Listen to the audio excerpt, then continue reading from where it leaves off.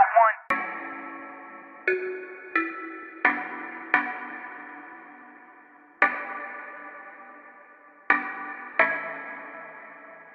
Paul Amadeus, yeah, he don't wait for no one.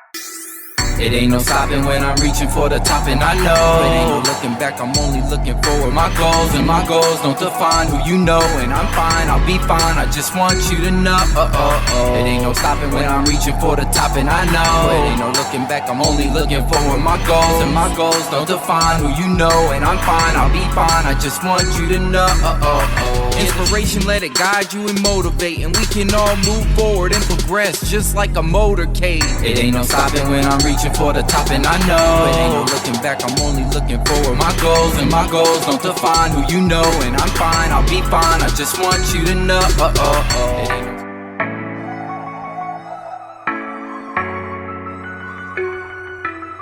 Hello and what is up? It's me, Paul Amadeus Lane. I am your hostess with the mostest, and we welcome you to the Ability Zone. I am an Abilities Expo ambassador, and I am so delighted to welcome you on this show today. Why? We have a very special guest that's going to be joining us at the LA Expo. She is a singer, she is an actress, and she is an advocate, and she is in the new Disney project Wish. So we have a very special guest that's going to be joining us. And I'm hyped too, because we're about a month away from the Abilities Expo in Los Angeles. So are you ready? Have you registered yet? If not, let me show you how easy it is. So if you go to our website, if you go to abilities.com, you'll see a button that says register for free. So you click on there, go ahead and register, put all your information in, and remember, when it asks you how you heard about this, make sure you tell them Paul Amadeus Lane. You know, I get a bonus. No, I'm just joking. But please register. We'd love to see you there. There's a bunch of workshops there, a bunch of events that are going to be happening. Free workshops. The event is free. So come on down and have a blast with us, because it's going to be amazing. Now, some of you know me. I was able to do the Abilities Expo virtual event during the pandemic, and I even hosted the Ability Zone a few years ago. But we decided to bring it back. Thanks to my great friend Lou Schomer for allowing me to do this show again, and the rest of the team at the Abilities Expo.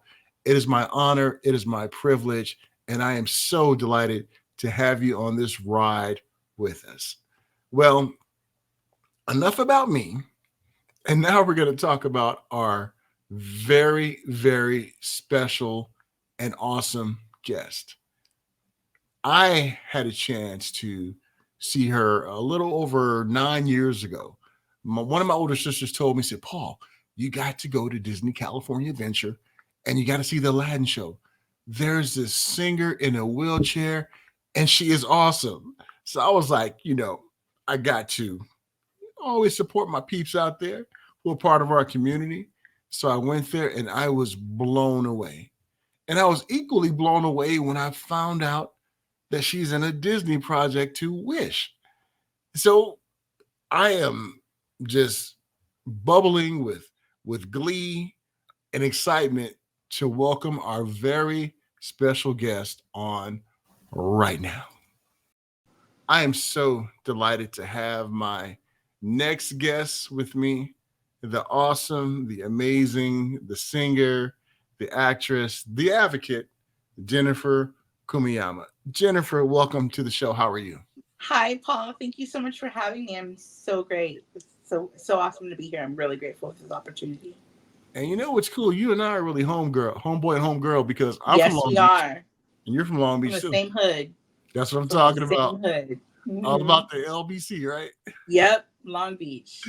Yep, that's what we do. But I am so delighted to talk with you, Jennifer. I saw you, I want to say about 9 years ago. And one of my older sisters, she was telling me, she said, Paul, you have to see Aladdin at California Adventure. They have this one girl, she's in a wheelchair. She's amazing. She just steals the show. You have to see it. So I said, okay, let me check it out. I saw it and I just locked on to you. And Jennifer, I am so delighted to say thank you for doing such a great job. Thank you. Thank you. I always tell people that my time at California Adventure and in that show with that amazing cast was literally the highlight of my life, some of the best years of my life. I started Aladdin in 2002 with rehearsal, and then we closed in 2016. It was really cool because I was the first person at that time in a wheelchair to be on any Disney stage in the world. So what I found was that I needed to develop a working relationship with the company and my colleagues. And we really had to work together to form this relationship of understanding, because I do have a physical disability and I do need a lot of assistance. And I did need a lot of assistance with the job. It required everything from changing costumes, complete costumes, from wig to shoes, 13, 14 times a day. And, it was a very awesome experience. I got to work with some really great people backstage and on stage. And it was a learning experience for both of us, both the company and myself. And I'm grateful to have really had that relationship and hadn't had it for so long. So it's really awesome to tell my story as the first person with in a wheelchair to be on any Disney stage in the world. But recently, I don't know if you've been back to California Adventure, but this past summer they had a show called Rogers. It was a musical at the same theater. And, I went and supported another amazing dancer in a wheelchair by the name of Kaylee Bays, who is Ehlers-Danlos syndrome. So it's really awesome to see how it started with me and how Disney is continuing the tradition of equity and inclusion in their live shows, which is a huge part of why people go to the park in the first place. So I'm glad you saw it. I was really happy to hear that. Yeah, it was really, really amazing. So you were like the trendsetter. You open up doors and you brought down barriers, and that's really, really awesome. And you brought up equity and inclusion and the diversity that we see. We know nowadays some people are trying to do away with that. And I always tell them, I said, you have no idea when you talk about getting rid of that, you're talking about me, because accessibility is in that D, E, I, and A, and Yeah. I don't think they really understand what they, because truth be told, everybody's going to age into a disability. So I was just going to say that. Yeah. And it's not even about aging, right? Life happens. People acquire illness. People get in accidents, and whether it's temporary or it ends up being long-term, people are going to have a disability at one point in their life or another. And I don't think many people are aware of that or choose to acknowledge that.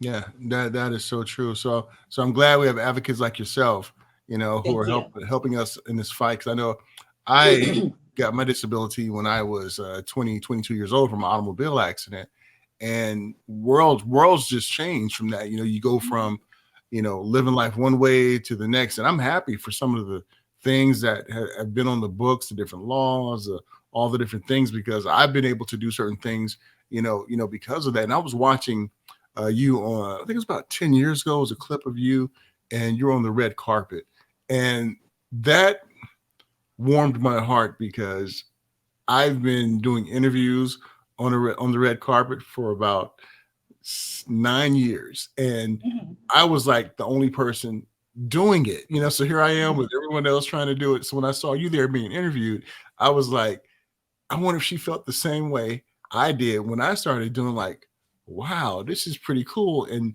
I'm the only one doing it. Mm-hmm. It's very surreal, because we have not been afforded the opportunity, especially when we were younger, to see people that look exactly like us in media, whether it be on TV, film, print, and now we have social media where we're seeing more and more of ourselves, but actually being the one that people look at, especially young people, look at and see themselves in, is super important to me. Everybody should be able to see themselves in the community. And that to me is really what representation is, true representation is. And, you know, like they say, representation really, really does matter. Yeah. And it matters, especially to our younger humans. You know, they need to look and see people that look like them and come from places that they come from, you know, have the hardship that they have, and, you know, things like that. And it's really funny because I know that a lot of people look at us and think that the disability that we have is the worst thing that has happened in our life. And maybe for some people that is the case. I don't speak for everybody by any means, but for a lot of us, it's not. You know, we have lives just like everybody else. The disability identity intersects with everything else that we could possibly identify as. So I'm with you on that, because I'm not, yeah. you know, it changed my life for the better. You know, when I became disabled, I've been able to do certain things I don't think I would have been able to do, you know, if I didn't have my disability. And some people are like, oh, I'm sorry. I look at them and I said, no, I'm I'm sorry not. for you, because you have Yeah, no yeah, idea the yeah. incredible life I've been able to live, and the amazing people that I know that are just rock stars out there. And Jennifer, for ones who may be hearing your story for the first time, can you talk about your disability? Absolutely. So I was born with a disability called arthrogryposis. It's pretty rare. It occurs 1 in 3,000 births. And the literal translation from the Greek language is curved or hooked joints. So a lot of my joints are fused. There are a plethora of different varieties of arthrogryposis, and mine affects all 4 limbs. I use a wheelchair for 100% of my daily mobility needs. I require the care of an in-home support worker and family that I'm super, super grateful for. I need help doing everything. But you know, I've learned how to do things adaptively. Like, I'm not wearing any right now, but like putting on my makeup, or, you know, typing, things like that. You know, I love my job and my life on the entertainment side, but I also have a regular 9 to 5. You know, I'm the citywide accessibility coordinator for the city of Long Beach. So, you know, I work a lot, and I'm really grateful for the care that I receive, and my team, who really, really works hard to keep me going. And that's amazing that you're in that position with the city of Long Beach, because you are of the community, you are the community, you understand what it means to say, you know, we need the door a little wider, or we need to have a little bit more turning radius, we need to have all these different things. Because like you, I am a power wheelchair user, use it 100% of the time. Only when I'm not in bed, you know, when I'm in bed, that's the only time I don't use it. And so you know the struggle that we have, and to have your voice, it has to be really, really awesome. And we definitely applaud you for that. When did you know that you had skills as a singer, as an actress? When was it? At a very young age you recognized that you had these different abilities? I think I loved it more and first before I realized that I could be good at it. And I would sing anything. I grew up in the Celine Dion, the Mariah Carey, the Whitney Houston era, and they were like, you know, my everythings. I also really love Broadway show tunes and musicals. So Bernadette Peters and Bette Midler, and they were really it for me. But I think it wasn't until I was in middle school that I realized that this isn't just a hobby, it's an actual passion, and it completes who I am. It is my oxygen. So I just started, you know, I went to public school, so I did the music extracurriculars, and joined the community bands and did community theater. And I don't think I really realized that I was good or accepted that I was good until I was probably in my 20s. You know, your mama's always going to be your biggest fan, but sometimes that doesn't mean that that everybody else is going to be your fan. But I just learned that I was good at it. I accepted it. I also accepted the fact that I looked different than other people that I was going to auditions with. And then that was okay. I think the first step in being in this industry is knowing in your heart that it is something that you cannot live without, developing the thick skin to hear the no's, and realizing that the industry is 99.9% personal opinion of other people. And to also train, I still take voice lessons here and there because it's still an instrument and it still needs to be used and worked. And I always tell, especially younger people, hone your craft. Invest in yourself, take up space and give space. And that's just when I realized in my 20s. And you talked about auditions and doing different parts, and when you arrive there and you're the only one in a wheelchair, what are some of the things that go through your mind, if you don't mind sharing that with us? When I first auditioned for Aladdin, it was at the Debbie Reynolds studio, which is now closed. And it was in the Hollywood area. And that line, Paul, was wrapped around that building. There was 2,000 people. Not only was there not anybody that looked like they had a physical disability, there was nobody in a wheelchair, but there was also no plus size people at all. And that is also something that's really rare in the industry too. So, I felt really out of place, and that in itself really got to me and almost ruined my chances. But I think once I got started, I was like, you know what, all I can do is my best, and I have to accept that and move on. And it took me a while. It was really messing with my psyche. I had to start my audition song 3 times. I was so concerned about what I was not and what other people were that it almost took away from me. It almost robbed me. So I feel like a lot of times we get inside of our heads and we psych ourselves out of opportunities. And, how can we expect other people to choose us if we don't choose ourselves? So I made a conscious decision from that moment on to choose myself, to make sure that I do good. What happens in there stays in there, leave it on the floor. And that's it. That's all I could do. That's all I could do. And that's all I tell anybody. My only job is to do my best. It's not my job to cast myself in or cast myself out.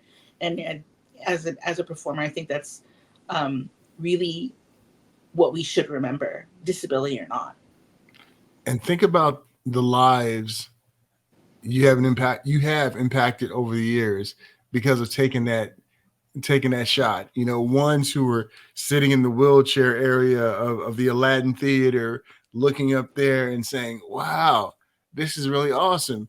She looks like me. She's doing these things. And that has to really just warm your heart to see that, not only for our community, but ones who are not from our community, to see you up there and doing your thing. And one thing I didn't like, Jennifer, was the fact that I couldn't meet you after the performance, because I know you asked.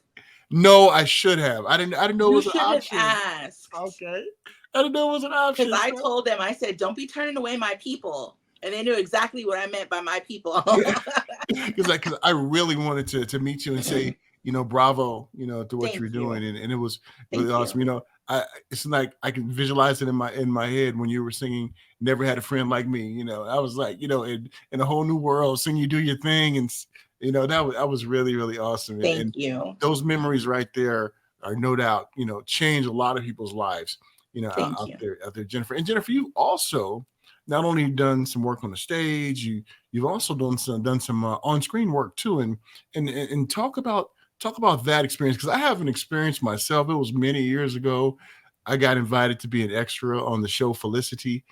So when I get there, I'm like, how am I going to get on this set? What am I going Yeah. to do? So I felt really out of place. So Mm-hmm. enough about me, Mm-hmm. about you now. What was it like, working now, having the on-screen kind of experience?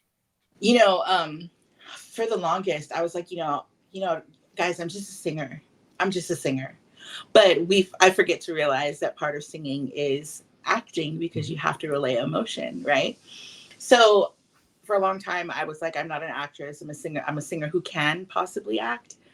But I think my first on-screen experience was with a film in 2011 called The Sessions with Helen Hunt and John Hawkes. Um, it was about a man named Brian who lived in an iron lung because he had polio. And it was about his experience with intimacy and religion as being a person with a disability. So that was really awesome. I think it was awesome for me to be a part of a story about a person with a disability because there's on so many levels I can relate to the story that we were being tasked to tell. Um, but on set was an experience as well. We mostly filmed in a home of someone else who was not uh, disabled in any way, so they had to build ramps. I had to make um, um, requests for an accessible restroom and things like that. But I think the most important thing is to really remember that you have to advocate for yourself. Later on, a couple years after that, I did an episode of a hit TV show that was on MTV called Awkward. That was really great, especially because I was 34 playing a high school student. That was probably the biggest achievement in my life. Just That's what I'm kidding, talking but it was about. still fun. Yes. And then, and then recently I had my first voiceover role in um, Disney's animated feature hit Wish, celebrating 100 years of Disney animation. And I voiced the character Dahlia. Dahlia has a visible disability. She uses a crutch to walk, and she's the town baker. She is the main character's best friend and kind of the like unofficial leader of the little friend group. That's their group of teenagers. And I think the thing that I really like the most about this cartoon and Dahlia is that her disability is not talked about in the film. And for so long, you know, if you have somebody with a disability on screen, you have to say why they're disabled, which is not the case. Like, we exist everywhere and we exist just because, so it was really awesome for me to be a part of something that highlighted a person with a disability as a person, because we are people first. Not that the disability is not important, because it is, but I think it's really great for kids, especially younger kids who are really into this film, to see that their friends might meet a friend in school who has a disability, and there's no need to be afraid or for different treatment or things like that. So my film journey has been pretty sporadic. There's a lot of time in between, but I'm super blessed nonetheless for these opportunities, and Wish has just been super cool. Paul, I'm a Lego. My character's a Lego. Wow. I have my own Funko Pop. I'm a plushie. Like, I've just got so much merchandise, I love it. and it's so surreal. I remember being 8 years old in the movie theater watching Little Mermaid and thinking, I want to be a cartoon voice. And, I'm 43 now, and it might have taken a really long time, but I feel like we have to give our dreams time to marinate and ourselves time to learn how to love us for exactly who we are, how we are, and to celebrate us. That way we can show people how to celebrate us and give them the space to celebrate us as well. I love that. I mean, Scoreboard. I mean, you're a Disney animated character now. I mean, you have arrived, Thank you. Jennifer. You are ready. Was up there in the Mount Rushmore of disabled, entertainers and everything. But that just puts you in a different stratosphere right there. I mean, Thank That is, you. and no doubt you were probably in your element, being in that sound studio, being a singer, Loved doing it. some voiceovers. You were in your element, right? I loved it. I Yeah, loved it. It always feels like home, because yeah. I don't get to do it as much as I used to. Um, but I love it. I love it. That is so cool. And another cool thing is that you're going to be joining us at the Abilities Expo in Los Yes. Angeles in March, and I'm so excited that I'll be able to see you face to face and give you a hug Awesome. and say thank you, thank you, thank you for all Amazing. that you do. I'm looking And forward to our photo opportunity yeah, together. absolutely. And what was it like being asked to be a part of the Abilities Expo and have a workshop? Because have you ever?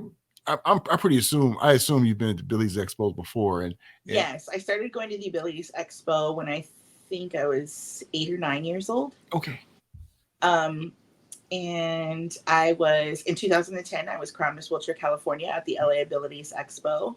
nice. So I have a lovely, long, lengthy relationship with the Abilities Expo, and actually, I reached out to the Abilities Expo to ask if I could be a part of their program, just because there's so many people in our community. That's like the event is like the hub for our community every year. And it's such an important event because we need an opportunity to discover new things that leads us, to more independence in our life, or more fun, whatever it may be.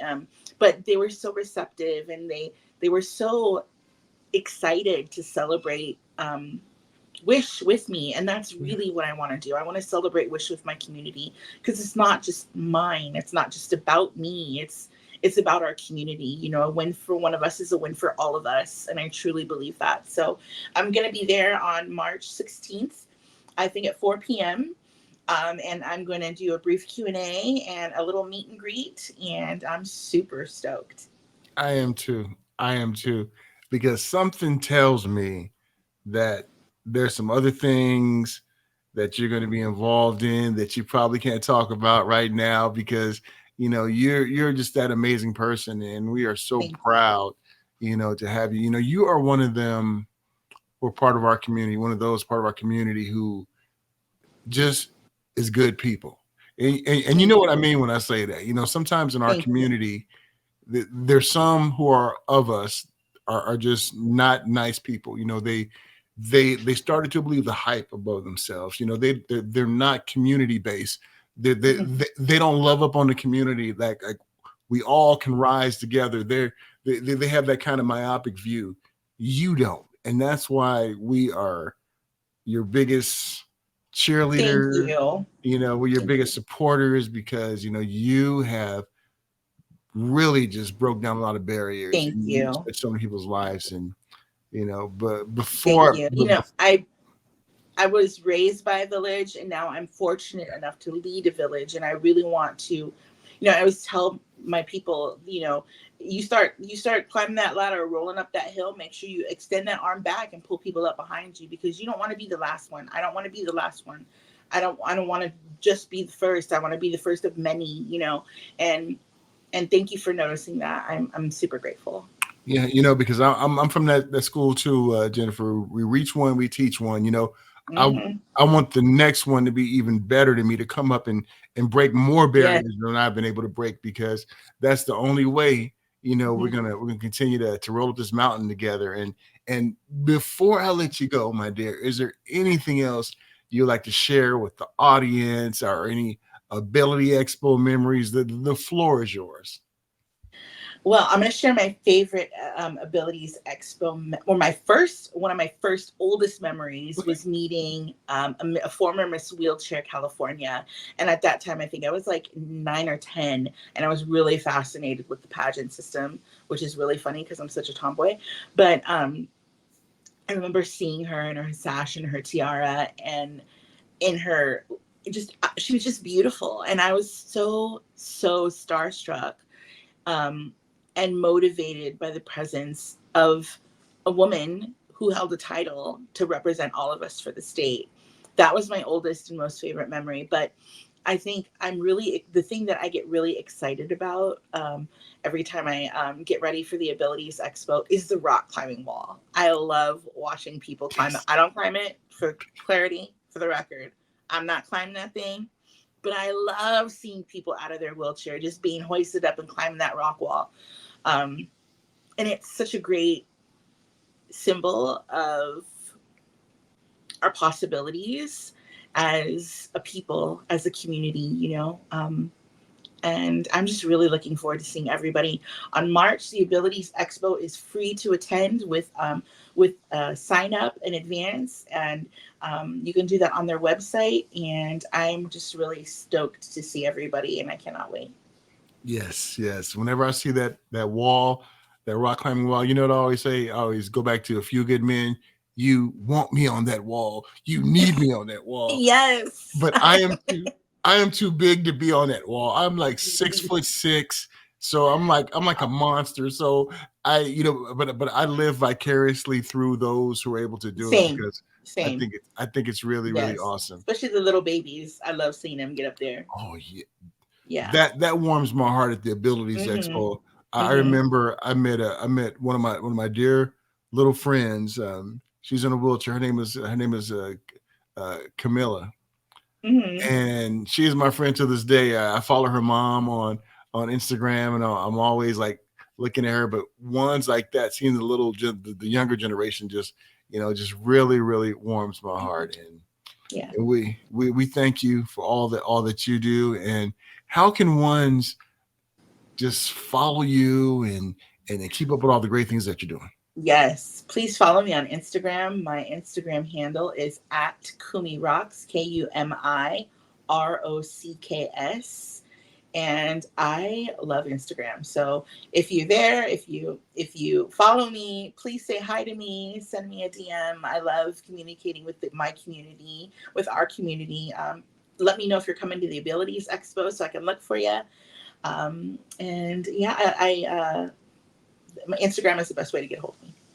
Awesome. I'm gonna put you on the spot. We gotta sing. You ain't never had a friend, never had a friend. You ain't never had a friend, never had a friend. Friend like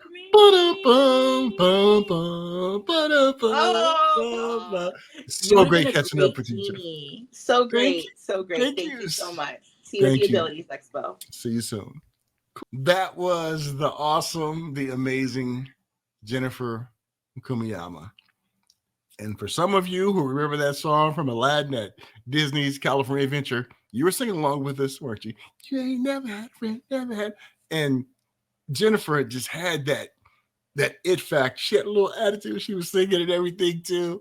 And I just love her. She is really, really awesome. And she is just a gem to have in our community. And she is one of those that believe the way I do. We teach one, we reach one. We bring the next generation of talented ones in wheelchairs to reach even bigger heights than we've been able to reach. Well, our show has come to an end, and thank you so much for tuning in to the show. But before I let you go, you know what I want you to do, right? Go to our website, abilities.com. And we want you to do what? We want you to register for the expo. It's as easy as 1, 2, 3. And I can't wait to see everyone there in person, having a lot of fun. And let me know what you're looking forward to when it comes to the Abilities Expo, because we want to hear from you as well. Well, it's time for me to make like a tree and get out of here. But until next time, folks, do me a favor, stay healthy, stay safe, and remember, I love you all to life. Take care. Paul Amadeus, yeah, he don't wait for no one. It ain't no stopping when I'm reaching for the top, and I know it ain't no looking back, I'm only looking forward. My goals and my goals don't define who you know, and I'm fine, I'll be fine, I just want you to know. It ain't no stopping when I'm reaching for the top, and I know it ain't no looking back, I'm only looking for